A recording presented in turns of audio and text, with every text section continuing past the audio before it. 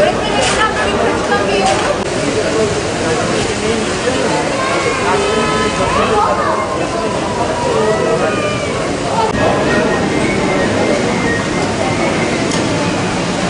Kan Arıyorum Derneği ve Kızılay Elazığ'ın düzenlemiş olduğu, ortaklaşa düzenlediğimiz kan bağış kampanyası Perşembe itibariyle sona erecekti. Ancak ilgi ve talep üzerine Cuma'ya kadar uzatmayı düşündük ve uzattık. Bugün de inşallah çalışmalarımızı sonlandıracağız.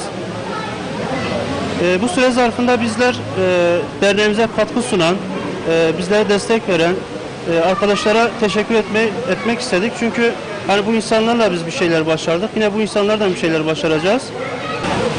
Dernek çalışmalarında gerek öğrenci arkadaşlara bizlere destek veren üniversitedeki eğitim fakültesinden Muammer Bahşi hocamız bize destek vermişti.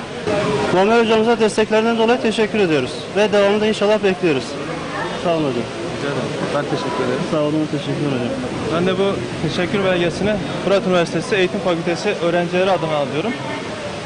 Öğrencilerimizin toplum hizmet uygulamaları diye bir dersi vardı. Bu projede görev aldılar. Murat Bey ile de konuştuk. Çocuklar bunu bir ders olarak görmediler. Gerçekten özverili bir şekilde çalıştılar.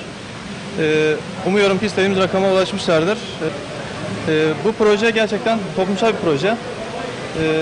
Böyle bir projede görev almak, böyle bir projeye katkıda bulunmak gerçekten bizi çok mutlu ediyor.